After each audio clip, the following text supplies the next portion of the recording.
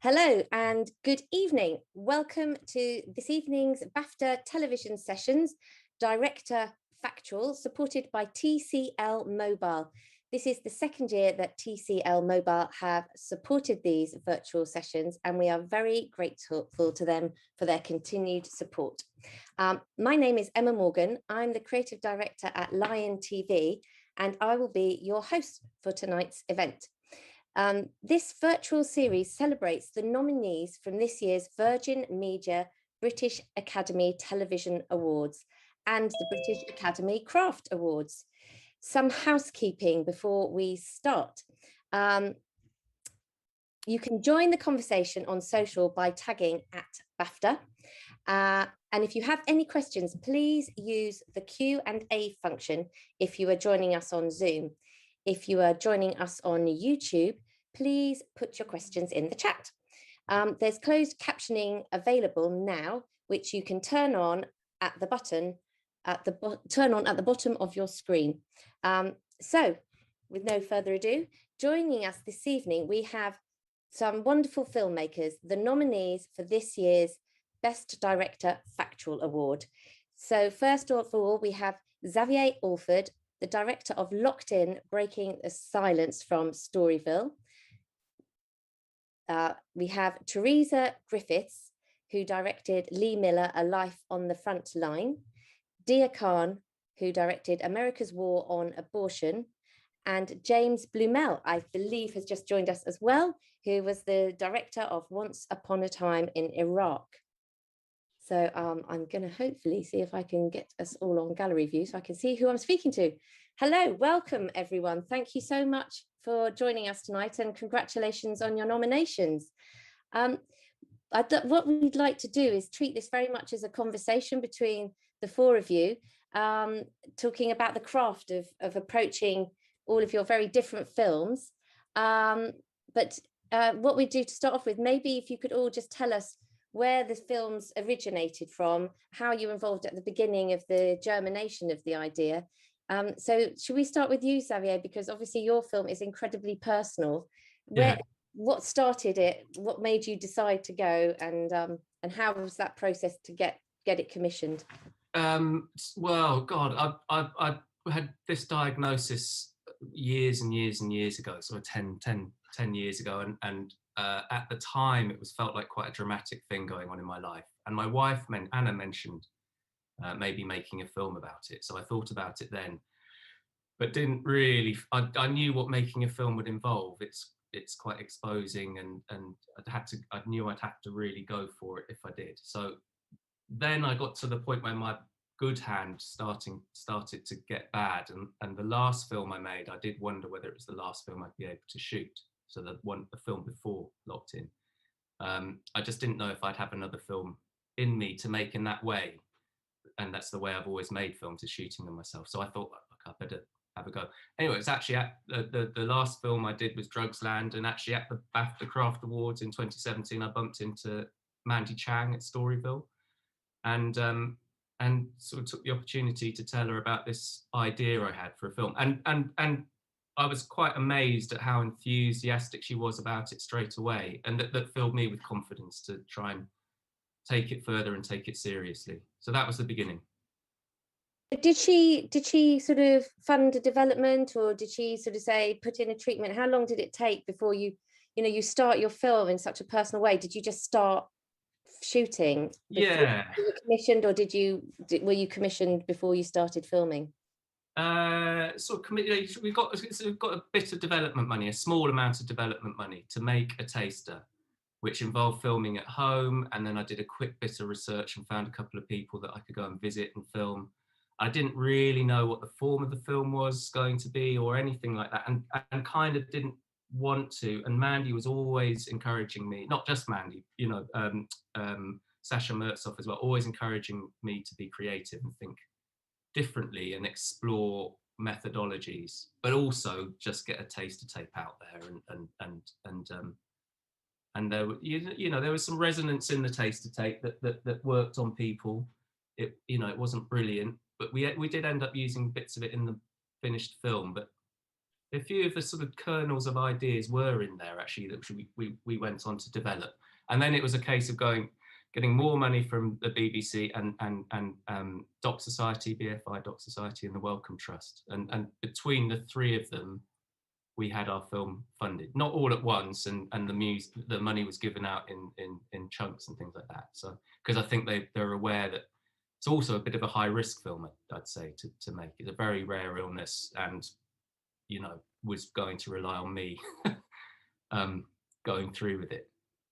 And I guess that was interesting what you said about the Wellcome Trust, because obviously that you weave a very personal journey with some really sort of quite in-depth specialist factual and science, don't you, about the disease, which was really insightful and fascinating. But I thought you did that really well, and I didn't realise that you'd actually had some funding. I know they're very rigorous about making sure there's proper scientific learning from. Yeah, they require you to have an advisor, scientific advisor. It's not as rigorous as I thought it would be, actually. People probably think it's more rigorous than it is. It just happened our scientific advisor was a professor at Oxford University. He wouldn't have, he could have been a PhD student, and who was our advisor, but it happened that he was right for the film and was happy to have that role. And it's fantastic to have him. And so, Deeyah, how did you sort of get your film away? What was the initial starting point for you? It's such a you really threw yourself right into the heart of the story. Where did that start? When did Exposure get on side and support you as your commissioners? So I've been really interested in the topic of abortion for the longest time, in America in particular, because it is really confusing to me why it is such a divisive issue, why it is an issue at all in the US in the way that it is, let alone for it to be sort of a forefront election issue. So I was actually in America already making a film for ITV about rising hate crimes against Muslims in Trump's America. And as I was making that film, I started reading article after article. They kept talking about how abortion was becoming more and more restricted in various states across America. And I kept reading these articles going, well, surely this can't really be happening. This must be some sort of political posturing, just some sort of political chess beating. This can't actually be happening. And I started reaching out to some women's rights activists across America, and they were devastated and terrified and said, no, look, this is absolutely real. This is a long game that the anti-abortion lobby in America has been playing, and it's now starting to bear fruit because of the support that they now have in the White House through Trump. So I essentially, originally, I just thought, well, this is my way to enter the topic. This is my way to just make the film that I've always wanted to make and try and understand this issue, just for my own sort of peace of mind and my own clarity about what's really going on. So I decided to make the film whenever I had gaps in the other one. So whenever that film was starting and stopping and I was sitting around having to wait, I thought, well, I'll start work on the abortion film just myself. And then I had a conversation with my commissioning editor, Tom Giles at ITV. And I said, look, this is what I'm thinking of doing. This issue is really, I think, really important, and something really sort of sinister is going on here. Something really strategic is going on here. So I'll go ahead and make that film myself. And he was like, well, actually, just, put down some words on a piece of paper for me, just to give me a sense of what you're thinking. And let's have a look. And I just, jotted down a couple of quick things. And he got back. He's like, yeah, do it. Go for it. Actually, we'll support it. Which, is I realize sounds amazing, because it is amazing. So yeah, that's how it started, was just my sort of personal curiosity, and also having done a lot of work around women's rights and human rights on the whole, outside of the film work and in the film work that I do as well. It's just something that's really been bothering me for a long time, that you can have a country that is willing to drop bombs on countries because they're going to liberate the women of those countries, yet haven't really been able to extend full and equal rights to American women. So I just find that sort of disconnect really fascinating. So that's sort of how it began. And then, of course, the closer I looked, the more personal it started becoming. And I think that passion for a story is very compelling to commissioners, isn't it? It's if you're actually going and doing it, whatever that's whatever it takes. Yeah, exactly. Takes, yeah. Yeah, I mean, he realized I was going to do it no matter what. So, yeah. Teresa, for you with Lee Miller's story, how what point did you get involved? Did you, obviously there was this amazing discovery of her personal cache of photographs. When did you come to that? Did you find it and then pitch it, or were you brought in as a director? What's your story with the material? The discovery of her pictures actually took place a while ago. Her son wrote an amazing book about her life, maybe 20 years ago, perhaps. I can't remember how long ago it was now, but I'd seen his book and I'd had it on my kind of huge pile of stories, which I was really interested in and really loved.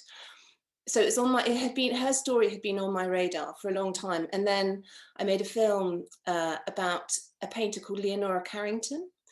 And one of the people who took some of the most amazing images of Leonora Carrington was Lee Miller. And they existed in the same circle in Paris in the 1930s. And so for the film about Leonora Carrington, because Lee was no longer alive, I interviewed Lee's son, Anthony. And at the end of the interview with Anthony Penrose, I said, by the way, I've always really wanted to make a film about your mother. And he went, oh, well, why don't we talk about it? So it took about probably 4 years after that, 3 or 4 years from that initial comment at the end of an interview for the film to actually be finished, but that's where it began. Why did it take so long? Was the actual making of it that long, or was it the commission? I think it's just I think I worked with a producer, Rachel Hooper, who's based in Belfast, and we talked about it together. She was behind the Leonora Carrington project, so I went off and did some other things in between the two, but while those other films were happening, she was trying to get it commissioned, so she was helping me to sort of get the film commissioned. So she approached Emma at the BBC, who really liked the idea. So in the end, the BBC came on board, and then Rachel then went away and tried to raise some more finance. Amazing. So that's how it came about. So it took a while to pull all the financial threads together, and then and then we finally got the green light and we went ahead. And so James, welcome, nice to meet you. Sorry we couldn't say hello before the session, but congratulations on your wonderful series. When did you get, what was your part of the development of the process? Were you brought in right from the start? I mean, because it's such a huge, big story. What was the approach with you and Keo? It came from a film I was making before, which was following some refugees across, from there. It was called Exodus. Yes. That thing, right? Okay, so an Exodus. When I was making Exodus, there was a lot of sort of people sort of saying that they weren't welcome in Europe, and what Exodus did, it sort of showed the reality of their journey, but it didn't give any context about how we had got to that point. And so Once Upon a Time in Iraq was an attempt to explain that context, to show that our fingerprints were all over it. Yeah.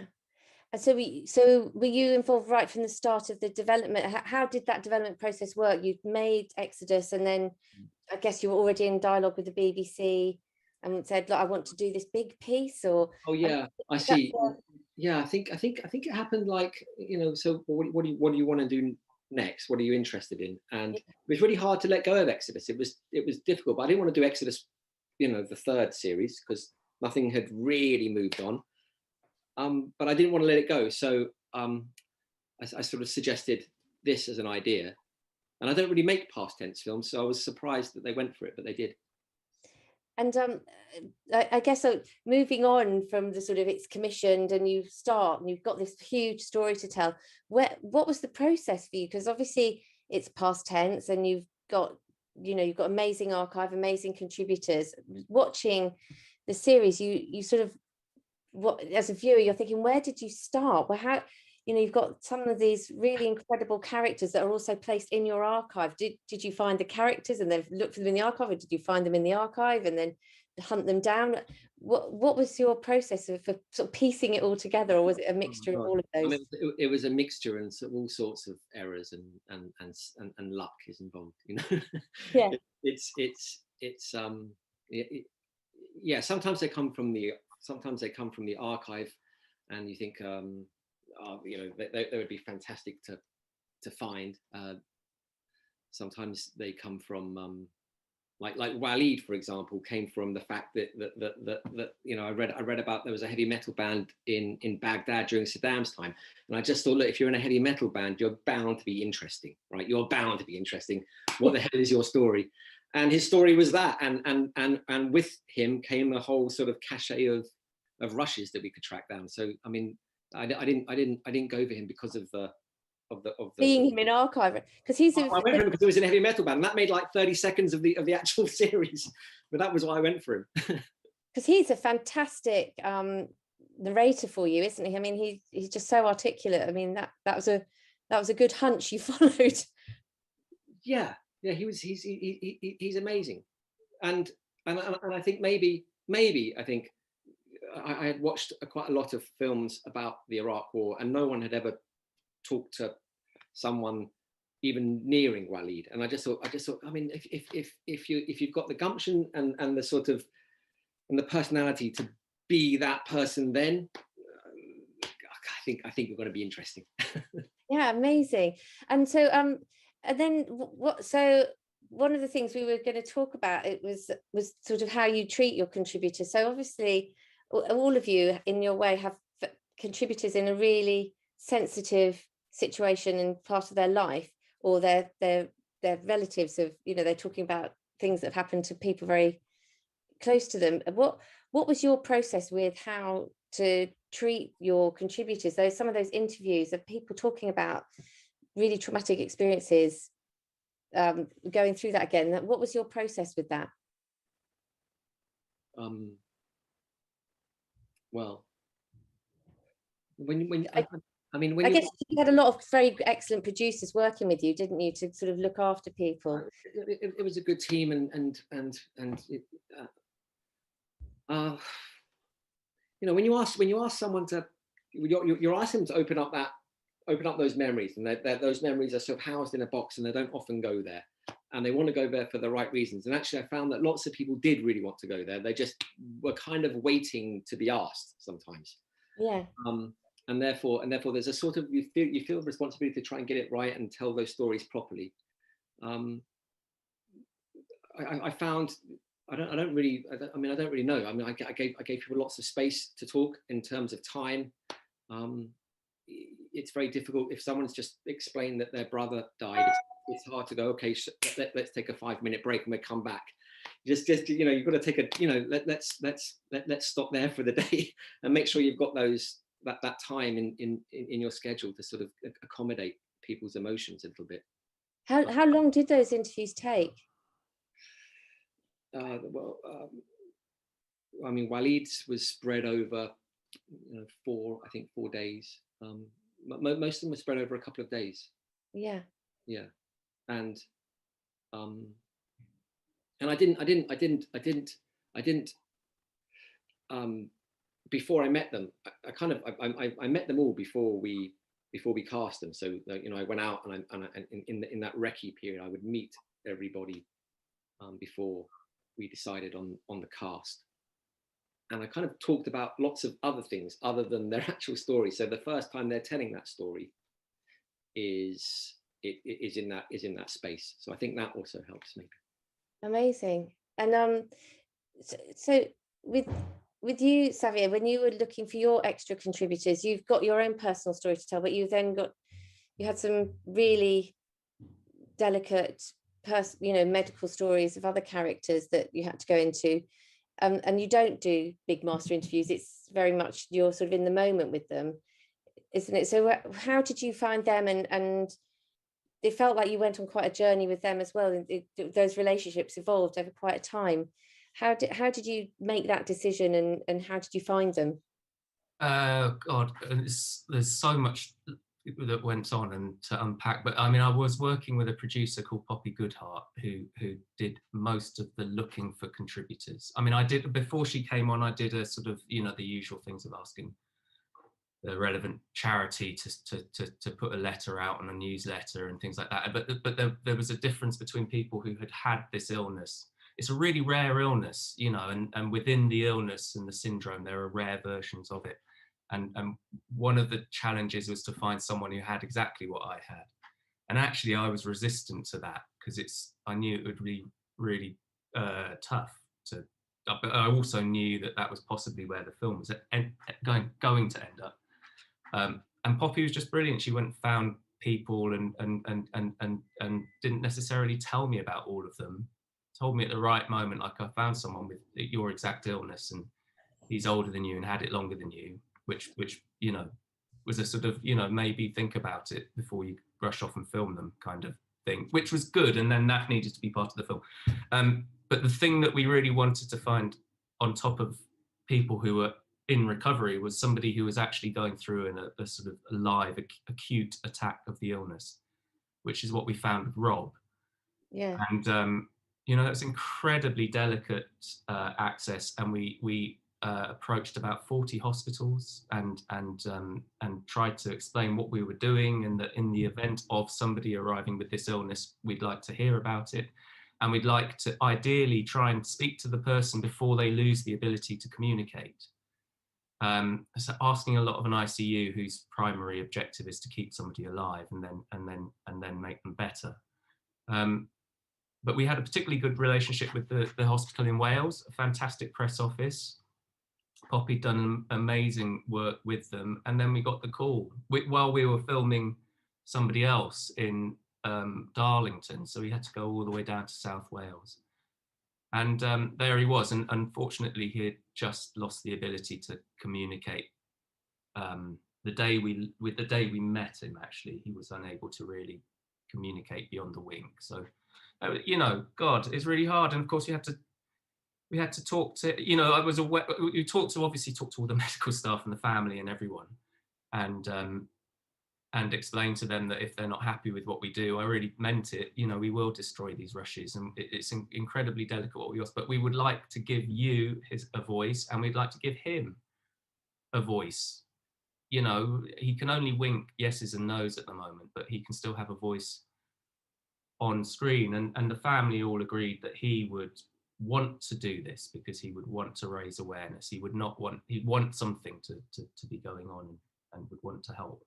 So I actually spent a lot of time sitting with him, just talking with him about rugby, how Wales were getting on in the rugby, about you know, the weather, because he was a farmer, and that there had been a lot of rain, and that the ground, you know, and we didn't, you know, I filmed some of it, didn't film some of it, but I was determined to build a relationship with him. Obviously, the intention was that he wouldn't die. You know, the original aim of the film was to film someone in that state and then film them recover and get better and you know, be able to communicate with me and relate to me what had happened to them.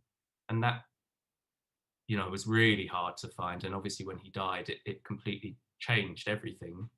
I shot a lot with this film that I didn't use, I'll be honest, and people whose stories were brilliant and amazing people, but it didn't talk directly to me. We realized it worked when people would, it was, you know, directed at me, and that all the interactions was reflexive and sort of two-way interactions. And then, you know, there's the whole thing with family, getting access to my wife, you know, or not getting access, and then sort of actually sort of thinking this could be quite cool. You know, there's a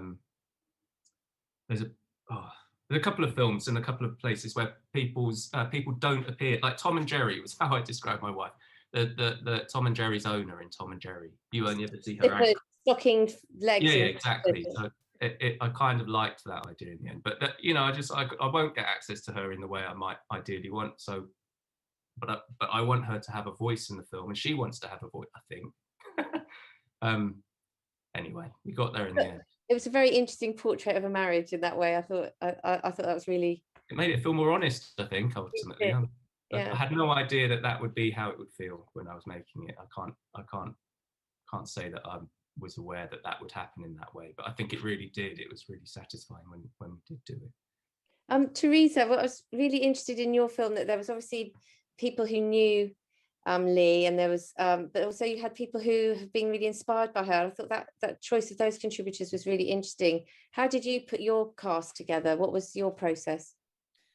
Well, it's interesting that you mentioned that, because I was I'd never heard of James's term of a past tense film, but I guess that's what I've been making recently, is past tense films. And with Lee Miller's story, the reason I wanted to tell it was, to me, she is such an amazingly inspiring woman. And I feel that so often, lots of reasons, so often women's stories haven't been told, that are sort of buried in the past and forgotten about. And that was part of her story, that it was, she had been sort of brushed aside historically. But I think your point is that is the important one, is that her story, I didn't really just want to make just a kind of past tense historical biography about Lee Miller.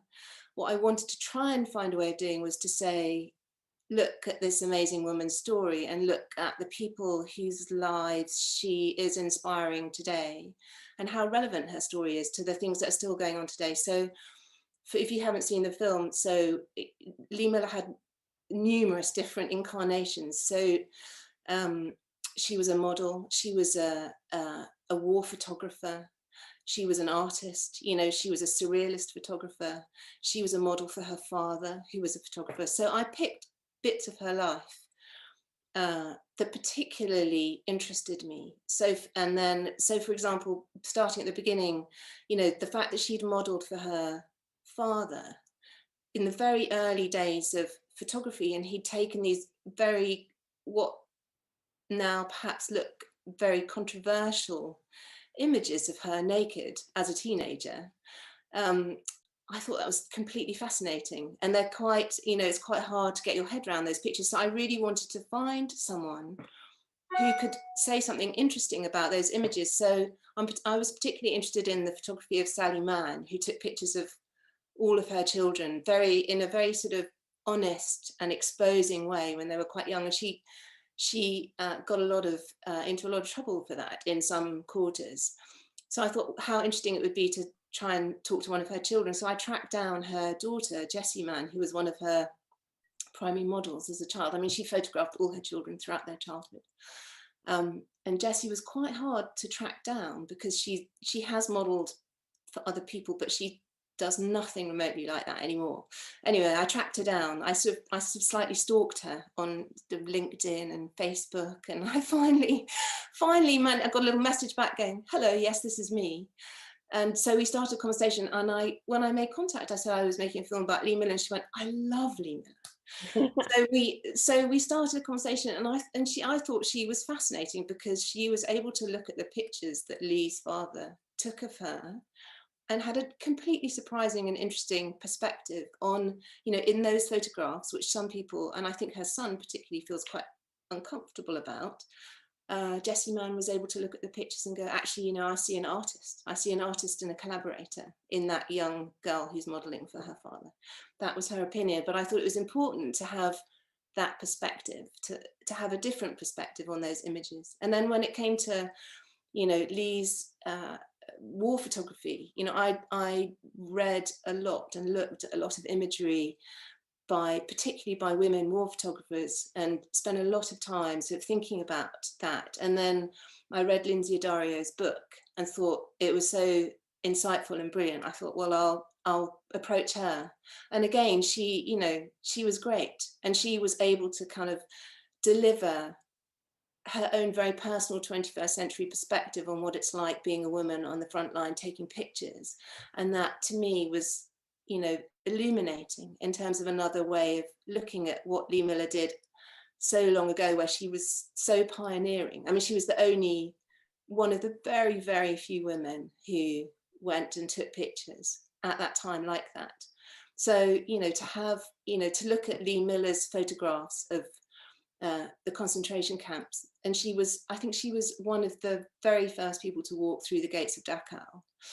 And then to be able to talk to Lindsay Daario about those pictures and say, how do you read these images? And to talk to her about PTSD and what it's like to be a witness to those scenes as a photographer, to me gave, you know, the story a whole nother layer. So that's what I was looking for, not to just to try and bring it into the 21st century in an interesting way. Yeah, Deeyah, I was in your film, I was really fascinated by the fact that you, in many ways, you're being confronted by the anti-abortionists almost personally, but you managed to also then get very sort of different interviews out of them when they were taken away from the confrontational moment. And I thought that was, you know, a real inspiration in terms of getting both sides of the argument and getting those people to allow you to talk to them, because there was moments when they were really quite aggressive towards you. So how did that process work?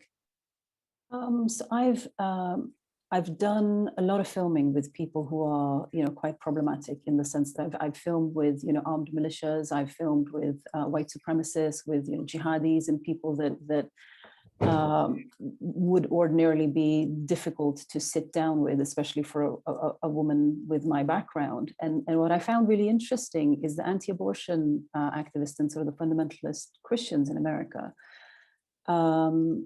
got to me in a way that the other groups hadn't really managed to get to me. Like, I've always, you know, been really proud of the fact that I have really low blood pressure. I can really keep my calm, and there's, you know, not much anybody can do or say that will shake me off my balance. And this time, my goodness, I don't know how they found out that I was Muslim. So that's sort of how they started. And then some of them started like putting out these, like, so they were holding all these like anti-abortion placards, and then they started pulling out like all the anti-Islam ones. And I was started laughing, going, what is this? Like, do you just walk around with like a selection of all these like harassing messages to like various groups, depending on who shows up in front of you? But I think I just had a really visceral reaction to, you know, them talking about, you know, rape and violence and the things that they were, you know, trying to talk about. And then what sort of flipped my switch was, and this, unfortunately, I didn't have my camera on for this. They were initially talking about my daughter. So because I'm Muslim, they started laying into the fact that, you know, they assume that because you're a Muslim, my daughter must be undergoing FGM. So they started talking about the cutting of the genitals of my daughter, who is, you know, she's 3 years old now. So she was 2 at the time. And that just made me lose it. So for a second, I just went, oh my goodness, I might end up in prison tonight in Alabama. You know, like my camera might just become, you know, what I just punched them with. And of course, very quickly I had to calm myself back down, because, you know, with all the films that I make, what is really important to me is to listen. I think that's one thing that we as individuals and as societies don't really do very much of. And especially the willingness to listen to people who are different than you, people who hold views that you might not agree with, you might not like. And the reason for listening to people like that, for me, is for me to try and understand and learn why they do the things that they do, not just what they do, but what drives us, drives our behavior in the way that it does, what makes different people choose the different paths that we choose. So after this sort of explosive encounter with some of them, I very quickly, you know, had to sort of regroup and went back in and was like, look, I am actually interested in hearing what you have to say, and, you know, can we actually do this? And as you say, you know, once they were willing to sit down with me separately, it was possible to have a real conversation outside of just the shouting and the kind of aggression. And you know, I think it was really revealing and really telling some of the things that they were willing to share, you know, their own sort of brokenness and their own traumas that have led them to stand on the sidewalk abusing people in the way that they abused, that they somehow gained sort of a sense of self from that. They regained some sort of power from their sense of powerlessness in their lives. And I think James touched on this earlier. You know, I think for me, my process with all the films that I make, and this is no different in that sense, is that I feel that my job is, and this sounds counterintuitive because I realize we're on a panel about directing, but I always sort of feel that it's not my job to direct, it's my job to support and facilitate and open the space for people to be themselves and for them to come out fully as who they truly are, and for them to feel safe and okay to do that. even if they know that I completely and utterly disagree with them, but it's still okay for us to hold that space with each other together.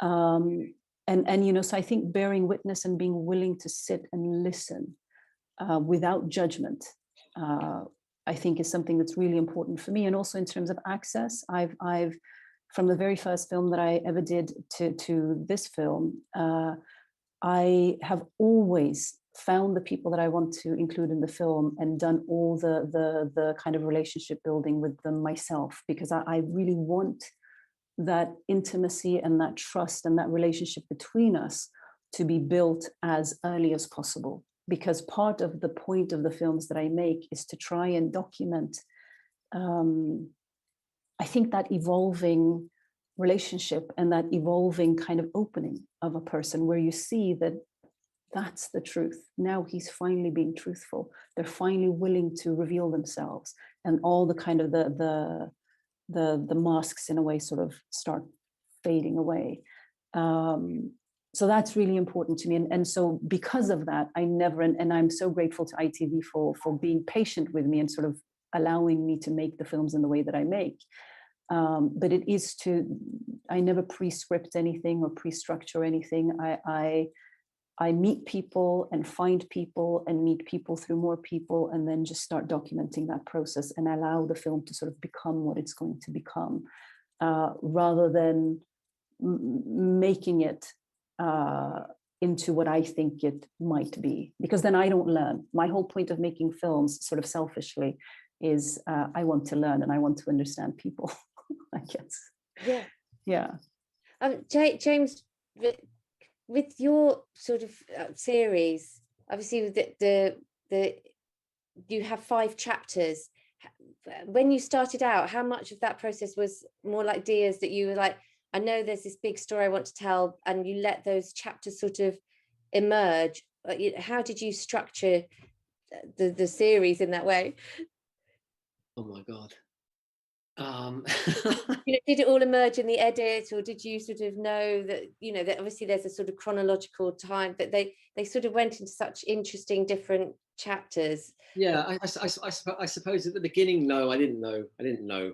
And then by the time you get the edit, you've got to have some sort of plan. It's helpful. So actually the chapters are pretty, they were pretty basic actually, and they didn't deviate much from a I could have written that probably at the very beginning and it would have worked out. They're not particularly clever, but they did hold, and it did give a structure. The good thing I knew is I knew where I wanted to get to. I wanted to get to the present day, so I had my present day as my starting point, and I followed the breadcrumb trail backwards. Yeah. So that was really helpful. I wasn't sort of just wandering off into the sort of unknown. I was walking.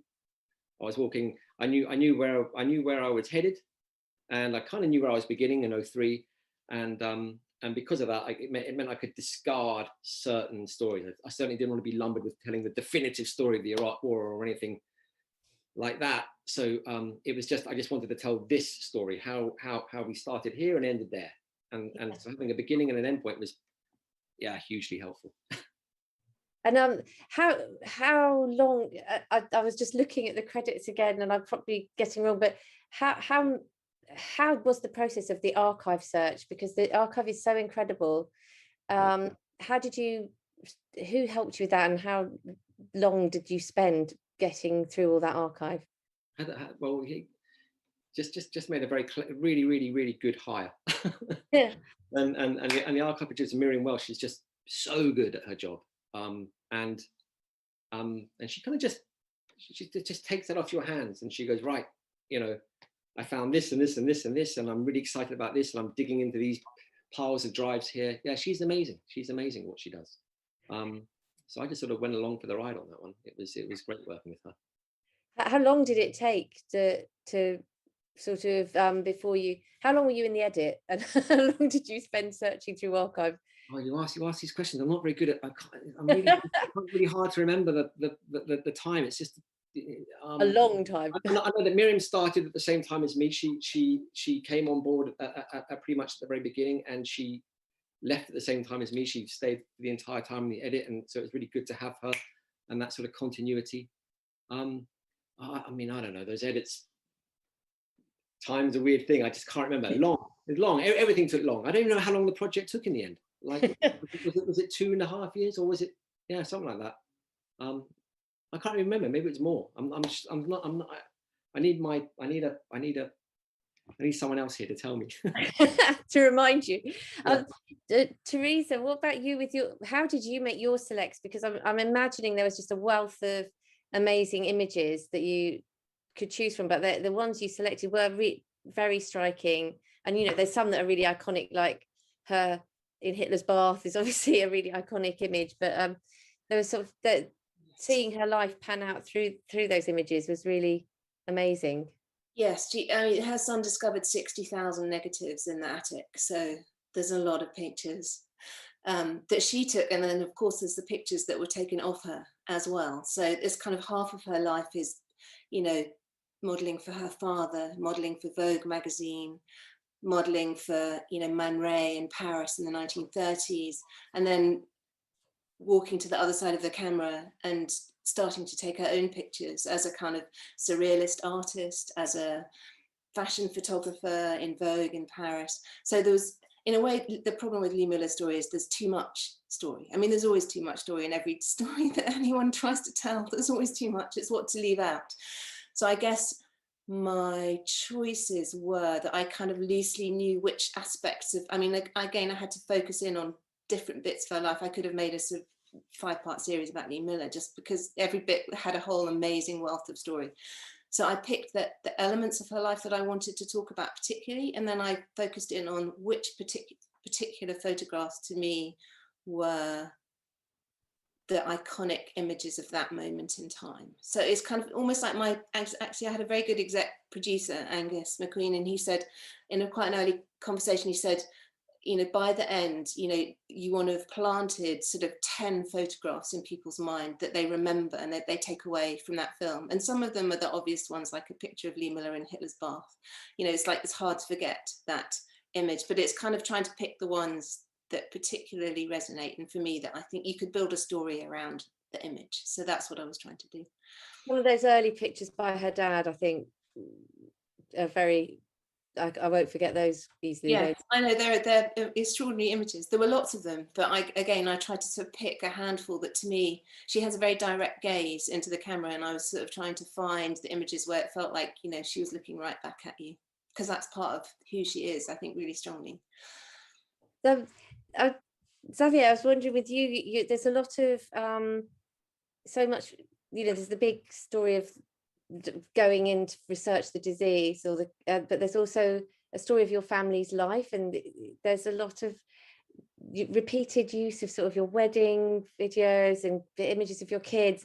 How did you manage that, going back through that? Was it, were you quite clear about, though, I'm going to go and use that bit, I remember that, or were you like, oh my gosh, I've got out? I had to go through a lot of it. I mean, I'd shoot stuff, and over the years, whenever I've hired a camera and I've got a tape, I shove it in and would shoot some of the kids or just whatever. But I've never looked at any of that stuff at all. I have to confess that I never even looked at my wedding video. And but I kept the tapes. And the wedding video, got a friend of mine shot it, Sarah Hardy, who's won a BAFTA winning documentary maker, and she agreed to shoot my wedding, so I knew it would be good. Yeah, we brought it in, and it was a good opportunity to get it digitized. And my editor, Colette, went through it because I think she had a very clear idea of how we would use it. And there was some discussions about, you know, the idea of coming back to it, because marriages and relations and partners became a theme in the film. I've always was as interested in the partners as the people who were living with the illness. So we knew that would be a theme. And, you know, it's fairly obvious the moments you're going to use from a wedding, you know, kisses, dances, cake cutting, that sort of thing. But it was amazing to go through all of it, and I'm very grateful to Sarah Hardy. And then all of the stuff with the home stuff, again, it was you know, I just sort of, those bits, so with my dad, you know, that's the bit I'm sort of so pleased you got with my dad blowing stuff up because he was an explosives expert, and there's no explanation or exposition about that. I love the fact he just turns up blowing stuff up.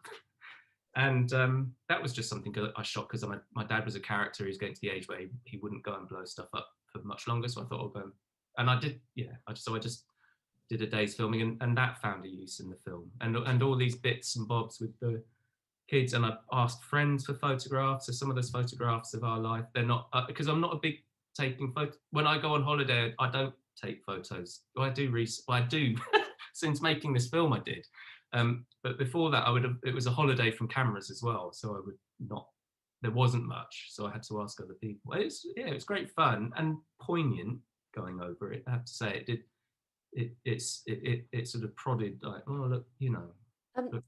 I'm really suddenly, like all of these sessions, it's running away with us. We're now at nearly 10:02, and I've been prompted to say that I might start asking you some questions from the audience shortly. But just finally, before we go to that, Deeyah, I just wondered, with those contributors that you had who were right on the brink of those really quite terrifying scenes of coming in for their abortions, those characters, how, when you were in the clinics, did you know that those characters were arriving, or were you releasing them while you were in there on the hoof? It was all in the moment, because most of the women would come one day and then the next appointment would be the abortion. So it was just, even though I camped out there for several weeks, it just, you know, it was just a matter of who was comfortable, who was willing. And what really struck me was the level of, obviously it's an intimate decision. It's a very personal decision in any country, I understand that. But what I did find was quite different and interesting was the level of stigma and shame that these women felt, and how so many of them were afraid of being rejected by their own families and their own communities as a result of, you know, having an abortion. So very many of them came and their families and friends actually didn't know. So I had to take extra care to make sure that they felt safe and okay to speak about it. But many of them did want to speak because they wanted to break the stigma and shame around it. And I ended up, for the most part, focusing almost all of the stories on women of color, including the extraordinary Dr. Yoshika Robinson, who I filmed, whose life is at risk every single day. And she still does this for the sake of women. She's one of the last standing clinics in Alabama. So it was very difficult to film there, just emotionally, just witnessing what the women were going through. But I was immensely proud and grateful for just their strength and willingness to want to be so open-hearted. I've just got one question immediately for you, actually, that comes off from YouTube, and it's saying, Jean-Pierre Younes got a question for you, Deeyah. As a filmmaker, do you think to tackle a topic such as abortion, one must be subjective, especially that you said that you wanted to understand the issue? Could you understand any issue if you've got a subjective approach? Do you think as a filmmaker, there's sometimes people say you have to be objective, but do you think it's actually sometimes useful to have a point of view that you're prepared to challenge that point of view? Well, I think it depends. I think it depends on the filmmaker and what their sort of lens is and what their approach is to making films. For me, every single film that I've made is personal to some extent, but beyond any of that, it's about curiosity. For me, it's, you know, I have the great privilege of you know, wandering around, you know, different parts of the world, and in and out of people's lives with a camera, and somehow they're willing to speak to me because I hold a camera, which I find really bizarre, actually. If they'd be willing to speak to me otherwise, I do that too. You know, I'm, for me, curiosity and a desperate sort of willingness and wantingness to want to connect and understand people's stories is for me the reason that I make films. And then whatever I understand, I try to process and digest that and try to put that across to audiences as clearly and as intimately as I possibly can, to allow for people to sit with some of the people that I've gotten to sit with. But I don't think it has to be subjective or objective. For me, my preference, because of the way that I work, is that everything is subjective. So I never try to do anything other than that. And I even say that to people that I film up front, that, you know, this is I'm not a journalist. I'm not neutral in this. This is where I stand, but I'm here to hear you. This is not about me. This is actually about you. But I will be honest with them about where I stand. Fascinating. I've got another question here from Bethany Jones, who is another factual storyteller, and she's done lots of challenging stories, but behind the lines with the white pride movement. She's interviewed Saddam Hussein's weapons supplier. She's just saying she's given talks on compassion fatigue, and she's interested to know, how do you as filmmakers protect your own mental health when you're dealing with really challenging subjects? James, do you have any thoughts on that?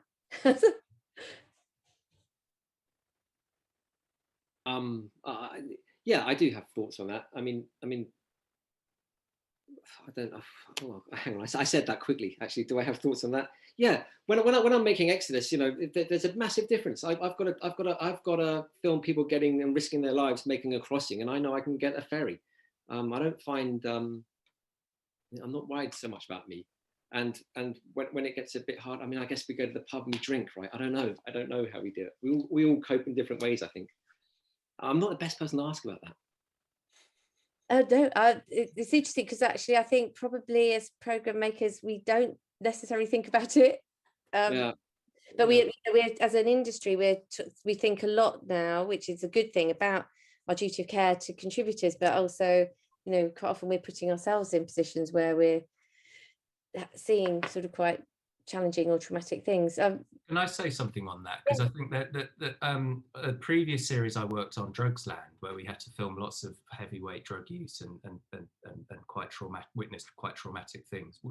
Sasha Mertzov, who is the series producer on that series, had us all sit down as a team together with a trained psychotherapist to just open the door to being able to discuss it as a team before we went out there, and it just set in play this culture within the team of sharing and talking. And then on the last film, I think people were very wary of what the filming process of making it would do to me. And I would say that again, that those conversations were just happening all the time, and they were open conversations. And I care and love about every single person that I made that film with, and that goes a long way as well. I felt incredibly supported. That's sort of a bit selfish for the last answer, but I think instilling a culture of talking about it is really important, and we should do it more. Yeah, what about you, Teresa? Do you?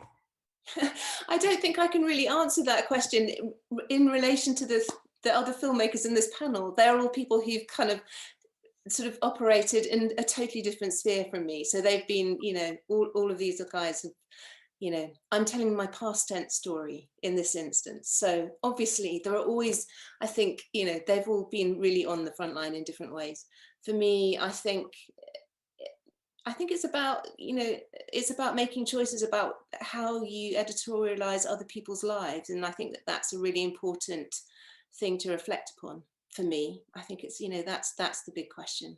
And, you know, just being comfortable with that, thinking about it carefully and being comfortable with it. Deeyah, I've got one last question for you. Again, it's saying you highlight the threats of violence and domestic terrorism for the clinics that they face in America. Whilst you were filming this, the question is, did you ever feel unsafe whilst you were filming? Yes, I did. Is the honest truth. Yes, I did.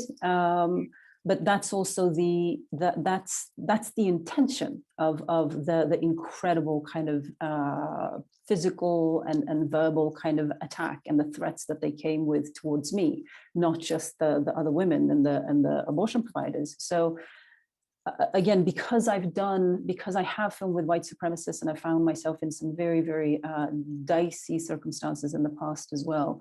Because I know that that's what they want from me, it gives me, at least on a personal level, a sort of extra level of just inner kind of, I don't know, defiance is maybe the word, that I'm not going to allow for them to decide how this is going to go. I'm not going to allow for them to decide what I can and cannot do, because their behavior is designed to contain me. It's designed to terrify me. And because I'm a woman of color, they also think that they can cross all kinds of other lines. And I feel that that's up to me to put that line in the sand and go, that's it. And I am going to stay here with you. I don't care the words that you're going to use. I'm still here. So it's I think that kind of defiant thing, the kind of activist thing sort of comes up. Yeah, but absolutely. I mean, it's been terrifying at times. Absolutely. I've got one final question for you, Teresa. It says, I can't believe I haven't heard about Lee Miller before seeing your documentary. Why do you think she isn't more widely known? That's a very good question. I think my one line answer to that would be because lots of women's stories aren't known. And I was very interested Jessie Mann had very interesting things to say about that, about how women perhaps in the past and perhaps today are slightly less inclined to put their stories on the wall, in metaphorically speaking, and that they might actually just, what Jessie Mann said in the interview, I think was something along the lines of sometimes perhaps for an artist like Lee Miller, just making the work was enough, that she didn't need to kind of celebrate it or have it celebrated, that the way making it was enough. And I thought that was a very interesting point. So I think in a way, there are a lot of, that's the reason why there's 1,000,001 women's stories to tell from history that haven't been told, because a lot of them have just been sort of written out of the picture. She was surrounded by huge male egos as well. But people who are very good at publicizing their own work and their own stories. And I'm not sure she was that interested, to be honest. I think she just wanted to do it. Anyway, we're here to tell her story now. We've only got 2 minutes left, so I'd just like to ask, as nominated filmmakers, what would your advice be to young filmmakers starting out in their careers? If you could give one piece of advice to yourself starting out, or one important lessons that you've learned, what would those be? Starting with you, Xavier. I think that the thing, there's loads of things you should do and could do, but just start doing is the main one. Start filming stuff, and don't worry about what camera it is, or just start doing, even if it's just recording yourself talking or someone else talking and there's no video at all. Just start doing it, and it will turn into something. Excellent. Potentially. Deeyah, what would your top tip be to aspiring young filmmakers? I would actually like to echo what Xavier said. For me, I don't come from a film background. I never went to film school. I have no sort of formal training in filmmaking. And if I can do this, I think it proves that, most of us can. I think that what's been my secret in a way is just the willingness to do it no matter what, not waiting for permission, not waiting for somebody to open the door for you, just doing it anyway. I think technology and its accessibility at this point, I think, gives us freedom to tell the stories that we want to tell. So my tip would be, do it. Don't wait for somebody to tell you that it's okay for you to do it. It's your story. You have to tell it. James? I think they're dead right. The only thing I'd add to both those points is also, when you start doing it, finish it. Make sure you finish something, even if it's not the thing you intended. It doesn't matter, but it's really important just to complete something. Brilliant. And finally, you, Teresa. Find the people who can help you. I guess that would be my tip. These guys all sound like they're very good at just picking up a camera and doing it themselves. That's not necessarily the way I work. So I think you have to find the people who will help you achieve what you want to achieve. Search them out, watch loads of stuff, find the people who are going to help you make it happen. That's a very good tip about watching stuff, because you can always see at the end, the credits are there for a reason, aren't they? So good collaborators are important too, but I think you're all right. It's very important to feel that you can tell stories and to go out there and tell them. Thank you all so much for your contributions tonight. I've been so fascinated by talking to you, I've forgotten to look at the notes, and I think I probably have things I'm supposed to say before we finish. But I can't find them. Let me have a quick look. So yeah, very thanks to all of you for taking part tonight. Good luck with the next projects that you do, and congratulations on your nominations. I think BAFTA always like to say everyone is a winner just to be nominated. Thanks also to our sponsors, TCL Mobile, who have been sponsoring all these virtual events for the last 2 years, which is very much appreciated. The next session in the series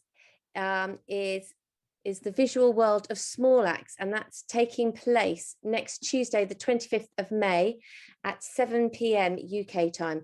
You can sign up to watch on BAFTA.org, and we'll be streaming to BAFTA social channels. So thank you again to all the panels. It's been a real pleasure hearing you talk about your process and your wonderful films, and thank you for taking part. It's been great to talk to you all.